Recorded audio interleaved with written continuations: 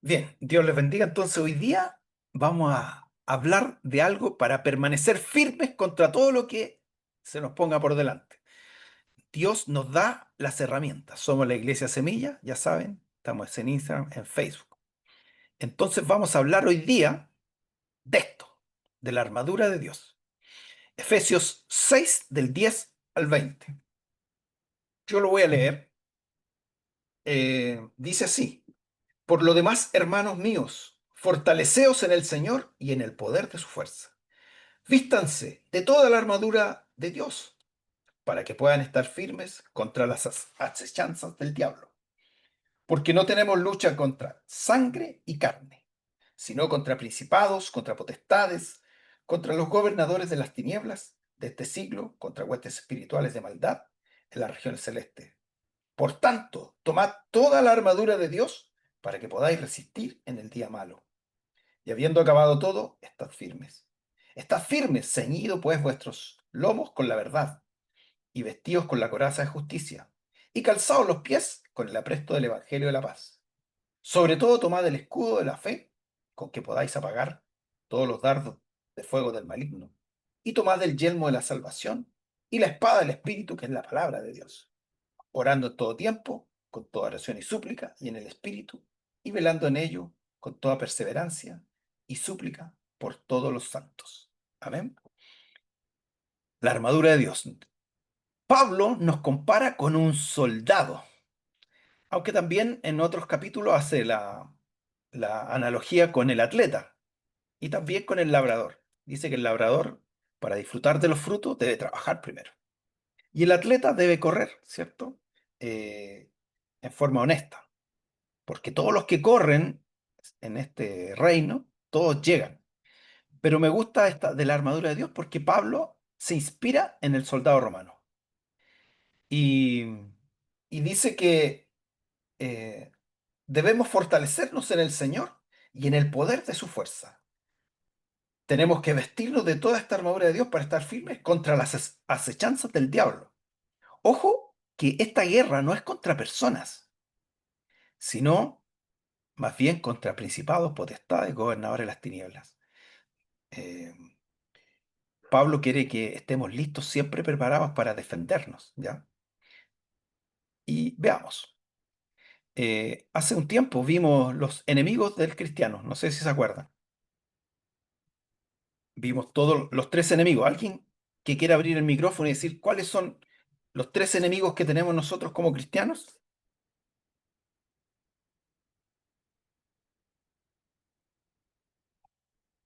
Vamos, sin vergüenza. Tenemos tres enemigos. ¿Cuáles son esos enemigos? ¿Contra qué luchamos cuando nos hacemos cristianos? El diablo, el mundo y nosotros mismos. Gracias, Mabel. El diablo, el mundo y nosotros mismos. Carolita, Santiago 4:7. Voy, dice, someteos pues a Dios, resistid al diablo y huirá de vosotros.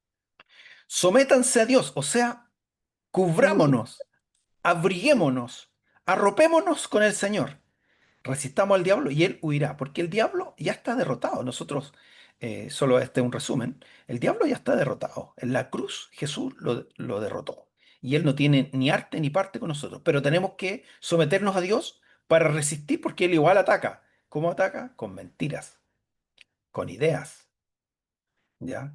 Dice que sed sobrio y velad porque vuestro adversario el diablo, como león rugiente, anda buscando a quien devorar, al cual resistís firmes en la fe, sabiendo que los mismos padecimientos se van cumpliendo en nuestros hermanos en todo el mundo. O sea, nosotros tenemos que seguir creyéndole a Dios, no creerle al diablo. Segunda Corintios 2 dice, para que Satanás no gane ventaja alguna sobre nosotros, pues no ignoramos sus maquinaciones. El diablo nos va a mentir, porque es padre de mentira, mentiroso desde el principio, ¿ya?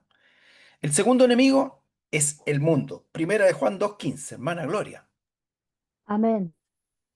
No améis al mundo, ni las cosas que están en el mundo. Si alguno ama al mundo, el amor del Padre no está en él. Gracias, Gloria.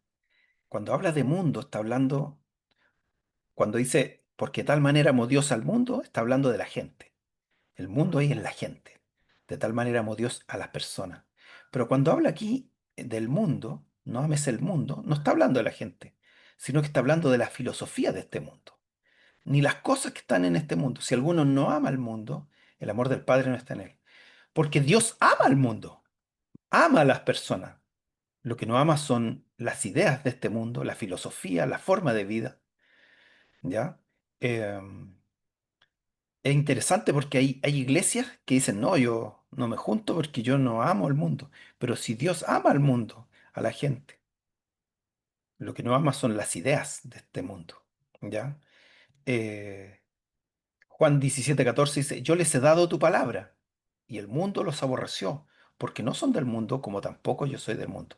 ¿Por qué el mundo nos aborrece? Porque las ideas de este mundo están en contra de la palabra de Dios. Dios nos dio su palabra y si nosotros creemos en su palabra, ya el mundo está en contra de nosotros. Hable del matrimonio, hable del aborto, hable del género y probablemente la gente los va a odiar. Hable de que nos necesitamos, hombres, mujeres. Hable de la responsabilidad paternal, de la responsabilidad maternal. Hable de Dios y el mundo lo va a odiar. Primera Juan 2:17 dice, el mundo pasa y sus deseos, pero el que hace la voluntad de Dios permanece para siempre. Este mundo, cuando habla del mundo, de esta filosofía, también tiene que ver con estos deseos que hay en el mundo, con el vivir la vida sin pensar en Dios, ignorando a Dios. O almas adúlteras, ¿no saben que la amistad del mundo es enemistad contra Dios? Cualquiera pues que quiera ser amigo del mundo se constituye enemigo de Dios. Nuevamente la palabra mundo aquí significa ideas, la filosofía de este mundo. Y el tercer enemigo que también lo vimos, creo que mi hermana Gloria nos fue a dar ese tema, somos nosotros mismos. Romanos 7:15, hermana Melody. Amén. Porque lo que hago no lo entiendo, pues no hago lo que quiero, sino lo que aborrezco. Eso hago. Desde que nosotros nos volvimos al Señor, comenzamos una lucha entre nuestra humanidad contra los deseos de Dios, contra el Espíritu de Dios. El Espíritu de Dios nos guía por el camino correcto, pero nosotros nos rebelamos. En nosotros hay egoísmo, arrogancia, deseos engañosos del corazón. Y Pablo está hablando que tengo ganas de hacer lo bueno, pero finalmente termino haciendo lo malo. Gálatas 5:17 dice, porque el deseo de nuestra humanidad es contra el Espíritu y el del espíritu es contra nuestra humanidad. Y estos se oponen entre sí para que no hagamos lo que queramos. Jeremías 17:9 dice, engañoso es el corazón, más que todas las cosas, y perverso, ¿quién lo conocerá? Dios lo conoce. Y el corazón está hablando de nuestra mente, de nuestros pensamientos y de nuestras emociones, de nuestros deseos. Primera de Pedro 2:11, queridos hermanos, les ruego, como extranjeros, de paso por este mundo, que no den lugar a los deseos humanos que luchan contra el alma. Porque si nosotros hacemos lo que nosotros queremos, estamos perdiendo nuestra vida. Nosotros ganamos nuestra vida cuando hacemos lo que Dios quiere con nosotros, cuando aceptamos su voluntad. Y esta es la batalla espiritual. Para eso nos sirve la armadura, para resistir en el día malo, en el día ese día que cuando vienen todas juntas, cuando empiezan a pasar, ¿cierto? Las dificultades, los problemas, las angustias, necesitamos estar vestidos de esta armadura de Dios. Mire lo que dice, ¿para qué sirve entonces esta armadura? ¿Qué opinan ustedes? ¿Para qué sirve la armadura?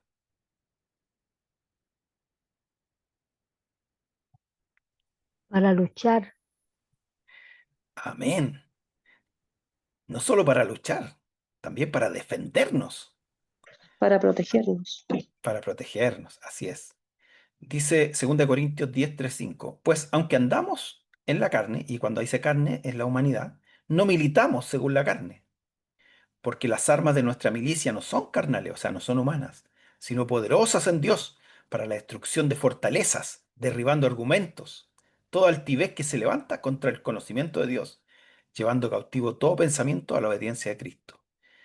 Pablo le dice a Timoteo, tú pues sufre penalidades como buen soldado de Jesucristo. Ninguno que milita se enreda en los negocios de la vida a fin de agradar al que lo tomó por soldado. Esta armadura, entonces, es porque estamos en esta batalla espiritual. Nosotros somos más que vencedores, como dice la palabra. Pero cuando le hablamos a otro, cuando queremos traer a otro, el enemigo, ¿cierto? No va a querer soltar a las personas fácilmente. Él tiene al mundo enceguecido, engañado. Y cuando usted hable de la palabra de Dios, probablemente se van a burlar, probablemente eh, lo van a rechazar, ¿cierto? En eso consiste esta batalla. Entonces esta armadura es para militar como soldado de Jesús y permanecer firme, firmes. Y ahora vamos a entrar a la armadura. Efesios 6:14 dice, em, estad pues firmes, ceñidos vuestros lomos con la verdad. Y lo que está haciendo es una analogía de la armadura con cualidades del cristiano. ¿Cuál es la cualidad de aquí? Es la verdad. El cinturón es la verdad, ¿ya? Y ahí hay un cinturón, está firme sin vuestro. em, Tiene que ver con el mandamiento de no mentir, de no hablar falso testimonio. Este cinturón le servía al soldado romano, era de cuero, iba debajo de la armadura, ¿ya? Y le protegía el abdomen, ¿ya? El abdomen bajo. Em, Jesús dijo, yo soy el camino, la verdad y la vida. Dios es verdad. Y cuando hablamos de los mandamientos, hablamos de la verdad. Entonces, el ceñirse los lomos con la verdad es estar listo para la acción. Pero para eso necesitamos hablar verdad, ¿ya? La verdad es el fundamento de nuestra vida espiritual. Sin ella, ninguna otra arma funciona correctamente. Conoceremos la verdad y la verdad nos hará libres. Es la verdad la que libera las ataduras del engaño y nos permite actuar con claridad a propósito en la batalla espiritual. Cuando nosotros no andamos en la verdad, no estamos en Cristo. De hecho, Jesús fue duro con los fariseos porque le decía, ustedes mienten, son mentirosos y son hijos de su padre, el diablo, porque él ha sido mentiroso desde el principio. Así que ya sabemos, Jesús es verdad. Por lo tanto, debemos andar en la vida en verdad. Nuestra primera arma, nuestro primer elemento para cubrirnos es decir y andar en la verdad. Eso nos va a dar libertad. Eso nos va a permitir movernos fácilmente. El cinturón este cinturón afirmaba todo lo que estaba debajo de la armadura. Por lo tanto, si estaba bien amarrado, permitía la movilidad. Y nosotros, si andamos en su verdad, vamos a poder movernos libremente. Si andamos con mentira, va a ser difícil que nos movamos. Jesús dijo, santifícalos en tu verdad. Tu palabra es verdad. Y así es. La palabra de Dios es verdad. Así que, si andamos en la verdad, tenemos que también conocer su palabra. Este cinturón, no, en realidad este es un dibujo nomás, el cinturón real, servía también para anclar las otras armas. Por ejemplo, la espada se colgaba de este cinturón. Permitía sujetar cuchillos, ¿cierto? Estaban todos aquí en este cinturón. Y lo mismo pasa con nosotros. Si andamos en verdad, eh, toda nuestra disciplina espiritual va a ser efectiva. Nuestra oración, nuestra fe, nuestra salvación. Si anclamos, todo esto tiene que estar anclado en la palabra. Hay veces que la gente dice, no, yo no estudio la palabra, yo oro nomás. Pero, ¿cómo va a orar si no sabe la voluntad de Dios? Hay otros que dicen, no, si yo evangelizo, yo no estudio tanto la palabra. Pero la palabra es el fundamento de la evangelización. No, a mí me gusta adorar al Señor cantar. Pero ¿cómo va a saber que lo que está cantando es correcto? Es porque esto se ancla en la verdad, en su palabra, ¿ya? Así que el cinturón es la verdad. Tenemos que andar en verdad. El cinturón también le da fuerza y estabilidad. Y la verdad también nos da a nosotros estabilidad, nos da soporte, ¿ya? Eh, para soportar la presión, el colapso, el peso de las circunstancias. Efesios 4:15 dice, sino que siguiendo la verdad en amor, crezcamos. Si seguimos la verdad, podemos crecer en todo aquel que es la cabeza. Esto es Cristo. Entonces tenemos que conocer y abrazar esta verdad. Eh, Entonces esto nos tiene que ayudar también a resistir esta tentación de mentir para salir de un problema. El problema es que cuando estamos metidos en un problema, lo primero que se nos ocurre es la mentira y eso no nos va a ayudar mucho. Hasta ahí no más vamos a llegar. La segunda elemento es la coraza de justicia. Estás pues firme, dice el Señor vuestro lomo con la verdad, y vestidos con la coraza de justicia. Entonces aquí Pablo compara la coraza, que esa es la coraza la que está ahí, que es un cuero revestido de metal, eh, está endurecido ese cuero y es prácticamente impenetrable. Y la coraza la compara con la justicia. Eh, Nosotros tenemos que amar la justicia. En las bienaventuranzas, bienaventurados los que tienen hambre y sed de justicia. ¿Qué es la justicia? Lo hablamos alguna vez. Es darle a cada cual lo que se merece. Nosotros como cristianos tenemos que ser justos. ¿Por qué? Porque Dios es justo. Él le da a cada quien lo que se merece. A veces nosotros, nuestro egoísmo, nos hace ser injustos. Nuestra arrogancia o nuestra forma de pensar. No somos justos. Tenemos que aplicar la justicia de Cristo en nosotros. Esta coraza, si nosotros andamos en justicia, si amamos la coraza protegía el corazón y los órganos vitales, porque ahí está, protegiendo el corazón, el estómago, ¿cierto? En la lucha cuerpo a cuerpo de los soldados romanos, cuando están peleando, ¿cierto? El ataque viene con la espada o con la lanza, y esta coraza permitía proteger el corazón y los órganos vitales, ¿ya? Asimismo, la justicia de Cristo nos protege nuestro corazón espiritual, nuestras emociones, nuestras motivaciones, el centro de decisiones contra las acusaciones del enemigo. Si nosotros buscamos la justicia, eh, no vamos a ser heridos, ¿ya? Porque vamos a estar haciendo lo que es correcto. En cambio, cuando somos injustos, vamos a poder ser atacados por el enemigo.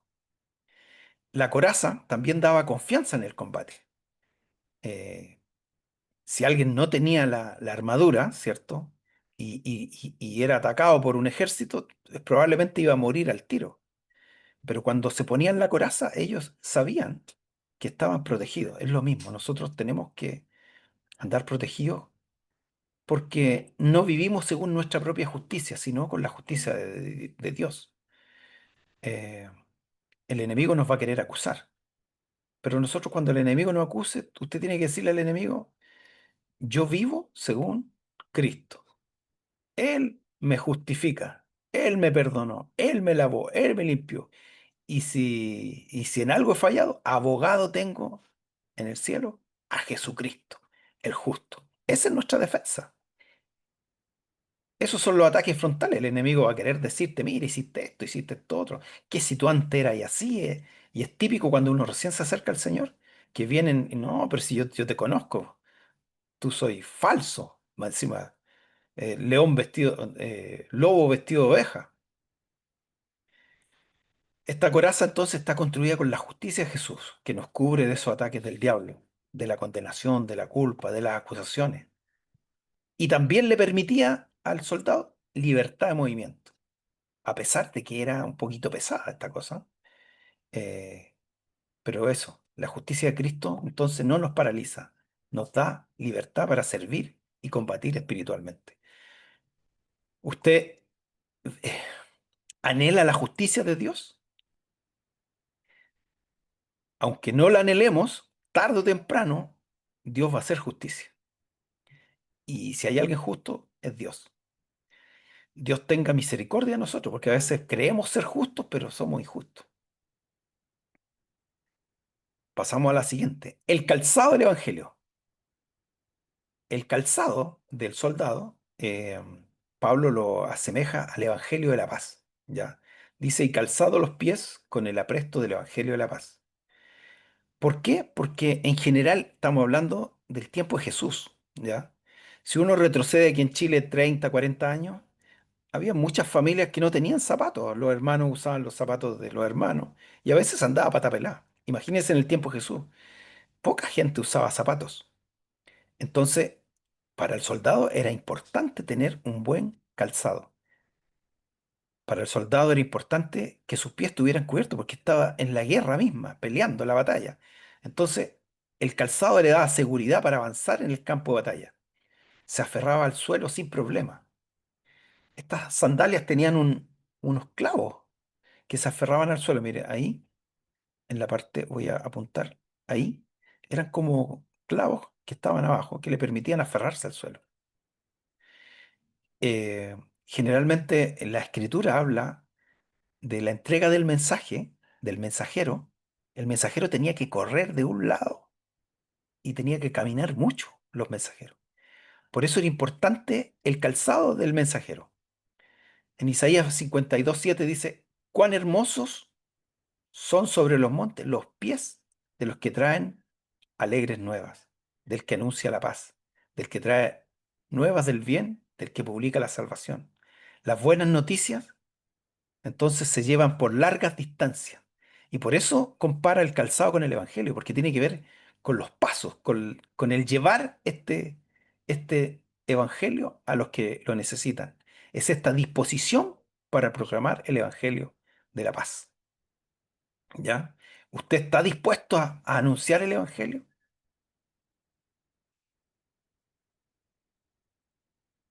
La palabra evangelio es eu, que es buen o bueno, angelus, mensaje. Es el buen mensaje el que tenemos que llevar.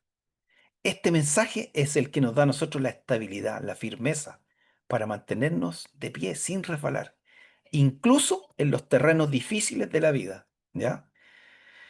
La vida no es fácil y a veces, ¿cierto? Nos golpea la vida. ¿Qué hacemos cuando la vida nos golpea? Entonces tenemos que confiar en el Evangelio, que esto no es de nosotros, es de Dios. 2 Corintios 5:19 dice que Dios estaba en Cristo reconciliando consigo al mundo, no tomándoles en cuenta a los hombres sus pecados, y nos encargó a nosotros la palabra de reconciliación. Imagínense, Dios ya no está tomando en cuenta nuestras faltas. Si nos arrepentimos, Él nos perdona. Y ese es el Evangelio. Esa es la buena noticia, que todos se pueden reconciliar con el Señor. Y esto no depende de nuestra fuerza ni de lo que hagamos, ¿ya? Esa es la idea. Entonces, ¿para qué sirve este calzado? Es protección para el terreno hostil, ¿ya? El Evangelio protege nuestro caminar espiritual de las heridas que el mundo trata de infligir, amargura, desánimo, depresión, cosas que podrían detener. Romanos 10:15 dice, ¿y cómo predicarán si no fueren enviados? Como está escrito, cuán hermosos son los pies de los que anuncian la paz, de los que anuncian las buenas nuevas. ¿Sabe cuánto tenía que caminar un mensajero para llevar un mensaje? Podía caminar hasta 40 kilómetros en un día. Entonces, claro, aunque muchos no tenían zapatos, para el mensajero los zapatos o el calzado era fundamental para poder cumplir su encargo. El Evangelio nos equipa para la vida cristiana dándonos resistencia espiritual para preservar sin desfallecer en nuestra misión. El buen calzado nos proporciona estabilidad, resistencia para largas jornadas. El Evangelio nos da esa ventaja espiritual, conocer nuestra posición segura en Cristo, que nos permite defendernos de ataques como avanzar en territorio enemigo con confianza. A veces usted tiene que ir a un lugar difícil o una persona que está pasando un problema difícil. Es el Evangelio la puerta, es el Evangelio la solución. Un soldado romano nunca se quitaba este calzado. Estaba siempre listo, porque esto le daba ventaja táctica. Imagínese un soldado sin estos zapatos. Y lo mismo para nosotros en el Evangelio. Nosotros tenemos que estar siempre listos. Tenemos que estar preparados para poder entregar este mensaje. Tenemos que estar listos, porque este Evangelio le trae al hombre paz. Es el Evangelio de la paz porque hace la paz entre Dios y el hombre. ¿Cuántos están con el calzado del Evangelio? Aquí. ¿Cuántos llevan este mensaje a otros? Amén. Amén. Amén. Pues hay que ponerse el calzado del Evangelio. El escudo de la fe. Sobre todo dice, tomad el escudo de la fe con que podáis apagar los dardos de fuego del maligno. Siempre vemos el escudo como aparecido un corazón, pero el escudo que está pensando Pablo es de los romanos. Es este escudo que es como rectangular. Medía 1,20 m de alto, 75 centímetros de ancho. Que cuando los soldados se unían unos con otros, se fijan, hacían como una barrera protectora, ¿ya? Y el escudo es la fe, nuestra fe. No es la fe en ti mismo, no es la confianza, no es el optimismo, es la fe en Jesús. La fe en Jesús, ¿ya? Esa es la fe bíblica. A veces la gente dice, no, si yo tengo fe, pero ¿fe en qué? Tenemos que tener fe en Jesús. Y ese va a ser nuestro escudo. Dice que con que podáis resistir y apagar los dardos de fuego del maligno. Estos escudos, el romano lo usaba para protegerse, porque en la primera etapa de la batalla se lanzaban flechas con fuego. Y lo que hacían los romanos era humedecer este escudo para apagar esas flechas. Entonces Pablo dice que nuestra fe va a apagar esos dardos del enemigo, esas flechas. ¿Ya? Estos cubos estaban hechos de madera, cubiertos de cuero, eh, y protegían todo el cuerpo. Así que la fe en Cristo nos proporciona protección integral, no solo para las áreas específicas de nuestra vida, sino que nos da cobertura completa contra todo tipo de ataque. ¿Ya? La fe es la idea que se asienta en nuestra mente. Como dice Hebreo 11:1, es pues la fe, la certeza de lo que se espera, la convicción de lo que no se ve, estar claro de lo que Dios puede hacer. ¿Ya? ¿Usted está claro de lo que Dios puede hacer? Esta fe se ejerce, pero en obediencia a la voluntad de Dios. No podemos decir tengo fe y hacer lo que nosotros queramos. Tenemos que, si tenemos realmente fe, es porque vamos a hacer lo que Dios quiere que hagamos. Entonces, la fe es conocer a Dios y saber lo que Él puede hacer. ¿Qué dijo David? Dijo, el mismo Dios que me libró del oso y del león, es lo que era su experiencia. Él me librará de este gigante. O sea, David sabía que Dios lo podía librar. ¿Pero por qué sabía? Porque ya lo había vivido. ¿Ya?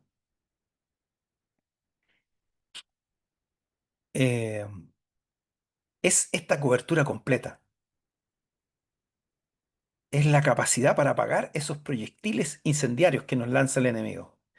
Y esta formación que está aquí es la formación tortuga, porque no solo ponen los escudos aquí, sino que también los ponen encima. Entonces, ninguna flecha puede atravesar estos escudos. Esto nos da la idea de que cuando estamos juntos, cuando nos juntamos con otro que también tiene fe, somos más fuertes. La iglesia es más fuerte cuando se une. Pero sin fe es imposible agradar a Dios, porque es necesario que el que se acerca a Dios crea que le hay y que es galardonador de los que le buscan. ¿Ya? Los soldados experimentados usaban el escudo para golpear y desequilibrar a su enemigo. Mire, esta fe también se volvía el escudo un arma ofensiva. Cuando venía la pelea mano a mano, cuando se enfrentaba uno con otro, el escudo también servía para golpear. ¿Ya? Golpeaban a su enemigo. Y la fe no es solo para estar ahí oculto y esperando y creyendo que Dios me va a librar. La fe es para actuar también. Es un arma ofensiva que nos permite avanzar en el territorio enemigo, derribar las fortalezas del mal, tomar el terreno espiritual para el reino de Dios. Tenemos que ejercer la fe. La fe no es para solo escuchar y saber. La fe práctica es lo que yo hago. Alguien dijo que la fe no es lo que yo digo, la fe es lo que yo hago. En realidad lo que yo creo es lo que voy a hacer, pero muchas veces decimos cosas que no hacemos. Por lo tanto, no es tan certero. No es lo que creíamos en realidad. Hasta aquí, preguntas, dudas, aportes, inquietudes. ¿Alguien quiere decir algo? Luis, ¿Sí? sí que es como que se enriquece tanto o el entendimiento se abre tanto cuando tú explicas para qué servía cada parte del traje del soldado en la batalla. Es como que a uno le queda más claro todavía a qué se refería el autor cuando lo estaba diciendo. Me Exacto. parece súper, bueno y didáctico hablarlo desde el punto de vista histórico, de cómo lo utilizaban ellos, para qué servía, qué significaba en ese tiempo, y la aplicación es como más clara para uno. Así Amén. que gracias por eso. Amén. ¿Alguien más quiere preguntar, decir algo? El yelmo de la salvación. Yo antes no tenía idea de lo que era un yelmo, pero el yelmo es el casco, ¿ya? Y tomen el yelmo de la salvación. El casco lo asimila a la salvación. Este yelmo que está ahí está fabricado también de cuero revestido de bronce. Estaba revestido de bronce, ¿ya? Para proteger el cráneo y el cerebro, ¿ya? Y esto para rechazar los pensamientos de condenación o inutilidad. La salvación nos pone a nosotros como nuevas criaturas. De esta manera que si alguno está en Cristo, nueva criatura somos. Nosotros tenemos una nueva mente, tenemos que cambiar nuestra forma de vivir. Esa es la salvación, nos da una vida nueva. ¿Y por dónde entran las ideas y los pensamientos? A través de la mente. Por eso el Pablo asocia el casco del soldado con la salvación. Es la protección de nuestra mente. Así como el yelmo protege entonces el cráneo, la salvación nos recuerda quiénes somos nosotros en Cristo. Nosotros ya no somos enemigos de Dios, somos hijos de Dios. Eh, el enemigo busca confundirnos, desviarnos. Nos pone cosas que nos quitan el sueño, crítica, cosas que afectan nuestra forma de ver el mundo. Pero cuando yo sé que soy salvo y esta salvación no depende de mí, entonces este casco me protege. En la defensa contra esos golpes mortales. El soldado romano, eh, cuando estaba en la guerra, supongamos si venía la flecha desde el cielo, ahí está el casco, podría rebotar, ¿cierto? La flecha. Si está en el mano a mano, si alguien le pegaba con algo en la cabeza, ya sea con una piedra, un palo, una lanza, le protegía su cabeza. Esos golpes mortales que tiene el enemigo de repente contra nosotros, el casco lo detiene, la salvación. Yo soy salvo y tenemos que estar seguros de que somos salvos. ¿Cuántos aquí están seguros que son salvos? Dice que el Espíritu da testimonio de que somos hijos de Dios, de que tenemos esa salvación. Si no hay certeza, tenemos que pedirle a Dios la certeza. Tenemos que dar los pasos necesarios. Romanos 8, 38, 39, miren lo que dice. Por lo cual estoy seguro que ni la muerte, ni la vida, ni ángeles, ni principados, ni potestades, ni lo presente, ni lo porvenir, ni lo alto, ni lo profundo, ni ninguna otra cosa creada nos podrá separar del amor de Dios que es en Cristo Jesús, Señor nuestro. Este casco está específicamente diseñado para desviar los golpes de la espada, los proyectiles que podrían ser fatales. La salvación nos protege contra el golpe mortal definitivo. ¿Cuál es el golpe mortal definitivo? La condena eterna. Y nos asegura que ningún ataque espiritual puede separarnos del amor de Dios. Además, el casco le permite al soldado tener una visibilidad, ¿cierto? Clara. Los yelmos romanos tenían aberturas precisas para los ojos que permitían ver claramente el campo de batalla. Asimismo, la salvación nos da claridad espiritual. Podemos discernir entre la verdad y el error, identificar las tácticas del enemigo y mantener la perspectiva eterna en medio del conflicto. Em, los soldados romanos, antes de ir a la guerra, se ponían el casco. Nadie iba a la guerra sin su casco. Así que si nosotros queremos tener esta lucha espiritual, tenemos que ser salvos, tenemos que estar seguros de que somos salvos. Tenemos que estar conscientes de que Cristo entregó su vida por nosotros, que el Señor nos perdona, que todo lo que Él nos da es lo mejor para nosotros. Tenemos que estar seguros. Además, el yelmo tiene una protección lateral, ¿ya? Esta protección lateral, que la idea es que el soldado se enfoque en lo que está delante y no pierda, porque en la batalla cuerpo a cuerpo tiene que estar atento a lo que viene por delante, ¿ya? Porque hacia atrás están sus mismos soldados. Ellos van avanzando en la lucha. La salvación también nos protege contra las distracciones espirituales. que podrían desviarnos del propósito principal. El Señor quiere que crezcamos, que avancemos, que podamos superarnos cada día, que cada día yo sea mejor que el día de ayer. Así que Él mantiene enfocada nuestra vista y nuestra misión hacia adelante. Ese es el yelmo de la salvación. Y la espada del Espíritu es más fácil. Es la palabra de Dios. Esa es la espada del Espíritu. Es el arma de doble filo. Y la Biblia dice, o sea, la misma Biblia dice que la Biblia, su palabra, es un arma de doble filo, que es cierto, penetra los tuétanos, las coyunturas. Esta espada está diseñada para el combate cercano. La espada no servía cuando estaban de un extremo a otro, ahí servía el escudo. Estaba diseñada para combatir cuerpo a cuerpo. Y la palabra de Dios nos sirve, chiquillos, hermanos, cuando estamos conversando con alguien, cuando alguien necesita un consejo, cuando alguien se acerca a nosotros y nos pregunta algo. Es la palabra de Dios la que va a hacer el cambio.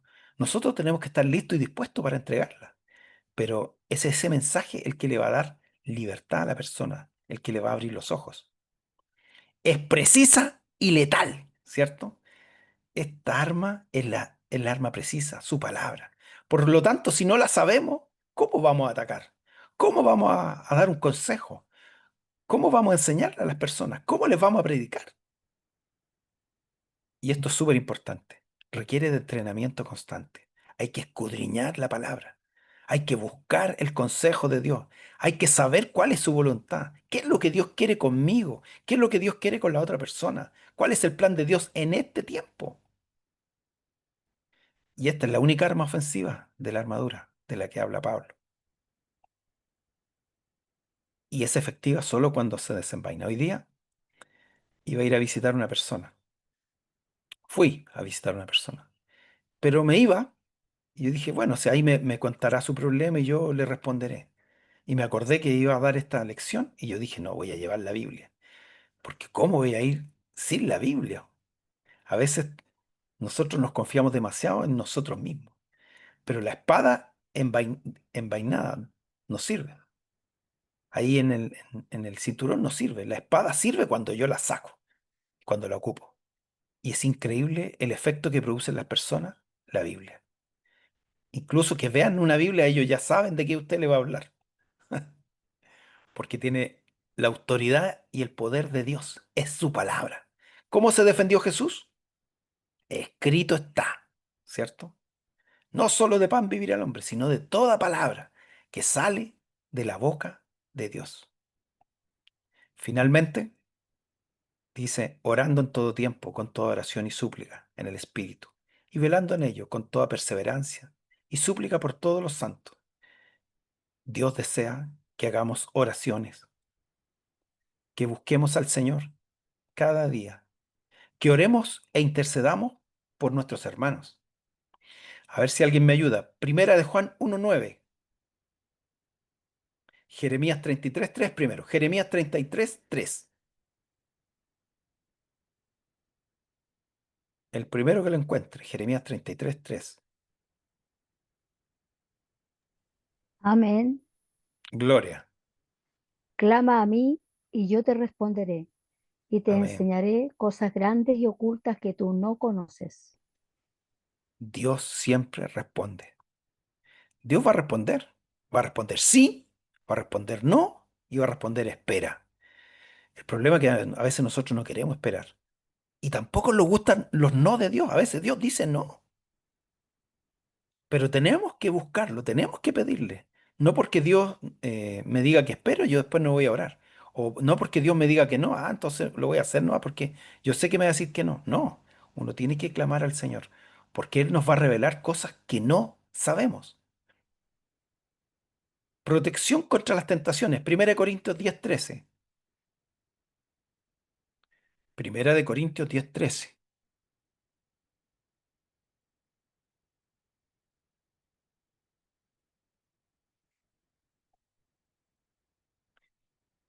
Le voy a pedir a la Carolita si está ahí. Segunda de Pedro 3:18. Y Jocelyn Santiago 5:16. Jocelyn, Santiago 5:16. Débora, 1 Juan 1:9. Y hermana Aida, Mateo 26:41. Hermana Aida, si está ahí, Mateo 26:41. Ya, ¿quién encontró 1 Corintios 10:13? No se amontonen, chiquillos. Amén. Ya, Gloria, dale nomás. No os ha sobrevenido ninguna tentación que no sea humana, pero fiel es Dios, que no os dejará ser tentados más de lo que podéis resistir, sino que dará también juntamente con la tentación la salida para que podáis soportar. Mire, Dios no nos va a dar más carga de la que podemos llevar. No nos va a permitir que suframos más, pero tenemos que ir delante de Él para que Él nos dé ese alivio, para que Él nos dé la salida, para que Él nos muestre la puerta por la cual debemos entrar. Siempre recuerdo cuando mi primera práctica, yo no sabía qué hacer porque parecía que no había trabajo y se me abrió una puerta y yo le pedí al Señor, se me abrieron dos puertas. Y yo le dije al Señor, Señor, yo, si decido yo, voy a decidir mal. Ayúdame. De hecho, le pedí, Señor, cierra la puerta que no hay. Y tenía que ir lunes, martes y miércoles a un trabajo. Y fui el martes. Y cuando fui, ya no quedaban cupos. Y el otro me llamaron al tiro. Y no me hicieron ni prueba, ni evaluación, nada. Me dejaron. Entonces Dios es sabio. Y nosotros, claro, tenemos que tomar decisiones. Yo aquí no estoy invitando a que no tome decisiones, pero presentémosle las cosas al Señor. Y si estamos pasando por dificultad, por tentación, el Señor nos va a dar la salida. Es- Esta oración nos ayuda también en esta toma de decisiones. Dios nos va a aclarar. Cuando nos vamos delante del Señor, nos presentamos en una oración constante, Dios nos va a aclarar las ideas.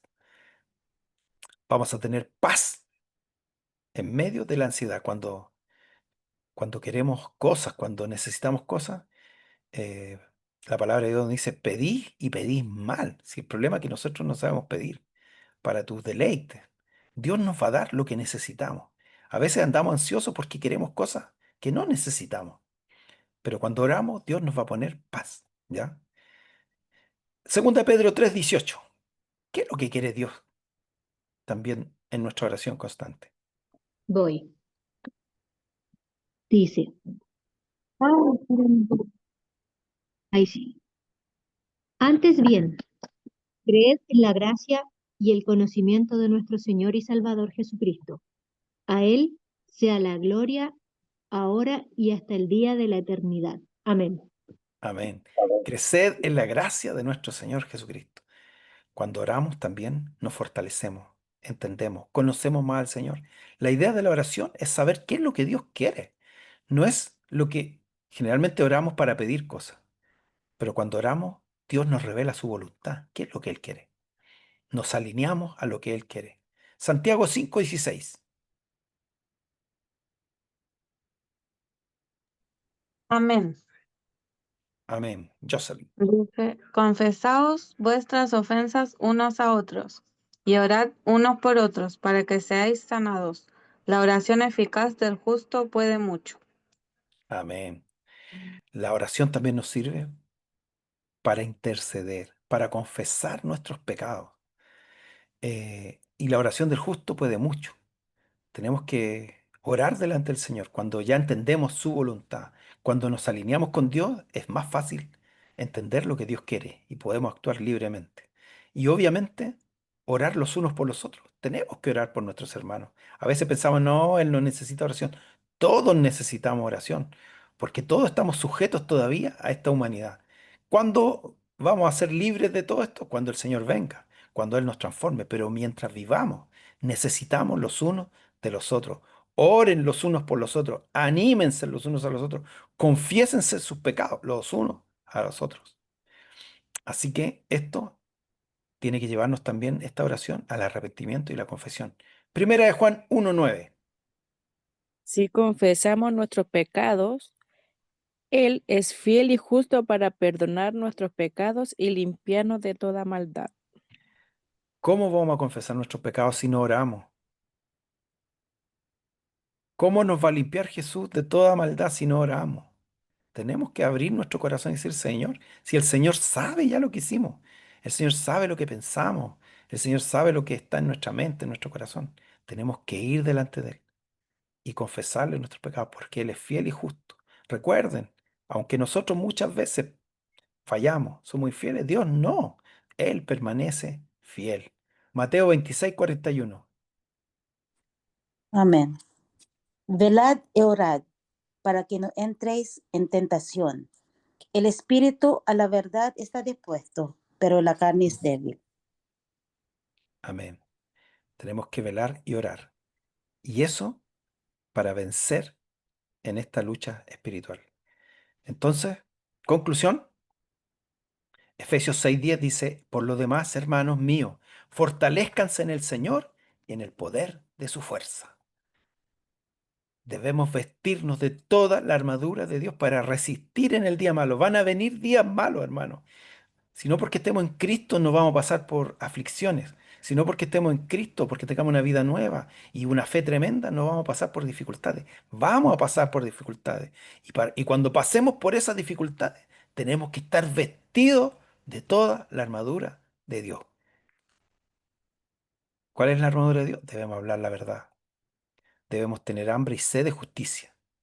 Tenemos que estar dispuestos y preparados para compartir el Evangelio. Tenemos que estudiar su palabra para entender la salvación y buscar a Dios en oración.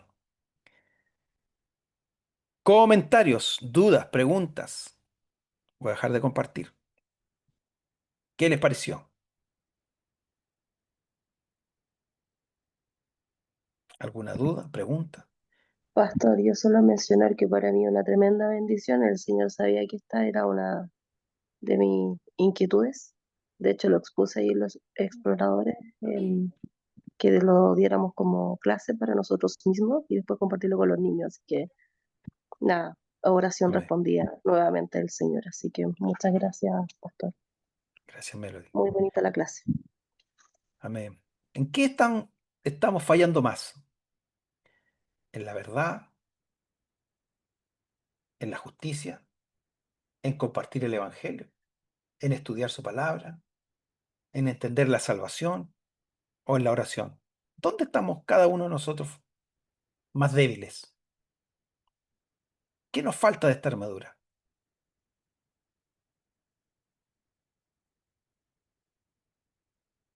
Honestidad, honestidad. ¿Dónde estamos guateando? Como dirían los chilenos. Cada uno de nosotros está fallando en algo. Yo Pero, creo que personalmente me falta más amén, lectura y también más compartir, compromiso. ¿m? Amén. También ¿Alguien más más quiere decir compartir el mensaje. el mensaje del Evangelio? ¿Alguien más quiere decir dónde está guateando? ¿Dónde está flaqueando? Yo creo, Luis, en lo personal, en compartir con las personas más de Cristo. Si bien siempre está la oportunidad, eh, pero nos falta más compartir de. eh, Nosotros en el trabajo estamos pasando un periodo complicado, pero en este periodo complicado me ha hecho tener más tiempo a solas con mi jefe y hemos conversado harto y en realidad se entregan solo para que tú le hables. O sea, si tú no aprovechas, yo obviamente no intento aburrir a mi jefe que tuvo una pésima experiencia con su esposa que falleció, que era cristiana. Entonces, yo le, yo le trato de mostrar a un Cristo, entre comillas, más light, un Cristo no tan severo como a él se lo predicaban, un Cristo que ama y que tiene que tener esperanza. Entonces, las veces que yo le he compartido ha sido cuando yo lo he visto complicado, complicado, y yo más que ponerme a predicarle, le digo, ¿sabe qué? Deme, deme un minuto, voy a orar por usted. Y en la oración le pido que Dios le hable a su corazón y que se muestre a su vida, que él vea que hay salidas, que podemos encontrar puertas para solucionar los problemas que él tiene, que son más bien de índole personal. Pero, pero se entregan solos y si uno no aprovecha la oportunidad, es como en realidad hoy día Dios te da la posibilidad de, de pescar sin tener la herramienta. Los peces llegan solos a tus manos. Si no la aprovecháis, Así es. Hay mucha necesidad, mucha necesidad. Y basta con que uno diga algo y ya la gente se quiebra. Que el Señor nos ayude, que el Señor nos fortalezca, que el Señor eh, nos haya hablado y veamos dónde hay que hincar el diente para estar completamente vestidos de esta armadura. El enemigo va a querer atacarnos siempre. El enemigo va a querer robarnos, ¿cierto? La bendición, robarnos las personas, pero con la armadura estamos con el Señor. Amén. Señor, gracias por esta lección. Bendice a cada uno de los presentes. Todo lo ponemos bajo tus manos. Sabemos, Señor, que la fe viene por el oír y el oír por tu palabra. Señor, sabemos que somos salvos. Ayúdanos, Señor, a llevar este evangelio. Ayúdanos a prepararnos. Ayúdanos a cubrirnos en oración, Señor, a interceder los unos por los otros. Señor, a ser justos, Señor, a no ser tan yo, Señor, sino como dice tu palabra, como dice la regla de oro, hacer con otros, Señor, lo que quiero que hagan conmigo. Señor, bendice a la iglesia Semilla, a cada uno de mis hermanos. Abre las puertas, Señor, para que puedan crecer cada día. Bendíceles, Señor. Oramos por aquellos que no han podido conectarse. Oramos por aquellos que la están pasando mal, aquellos que están enfermos. Señor, cúbrenos, Señor, en el nombre de Jesús. A ti sea siempre la gloria. Amén y amén. Que el Señor les bendiga. Voy a